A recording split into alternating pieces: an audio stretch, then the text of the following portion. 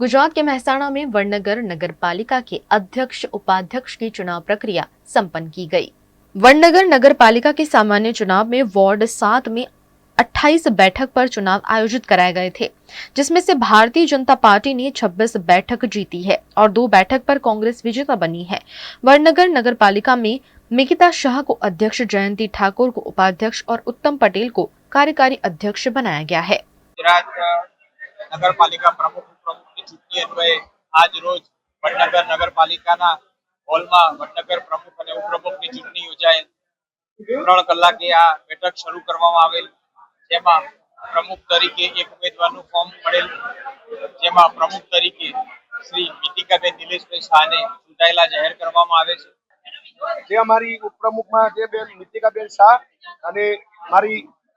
જે અમારા પ્રમુખ એવા મિતિકાબેન શાહ અને મારા ઉપપ્રમુખમાં મારી વરણી એવી ઠાકોર જયંતીજી હદુજી, ભારતીય જનતા પાર્ટીએ જે અમને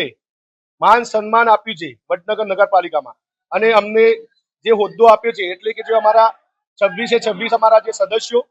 અને જે અમારા બીજા પણ બે સદસ્યો એમના થ્રુ અમને જે અમે એમને જ માન સન્માન તરીકે એમને જે બધું સાંભળીને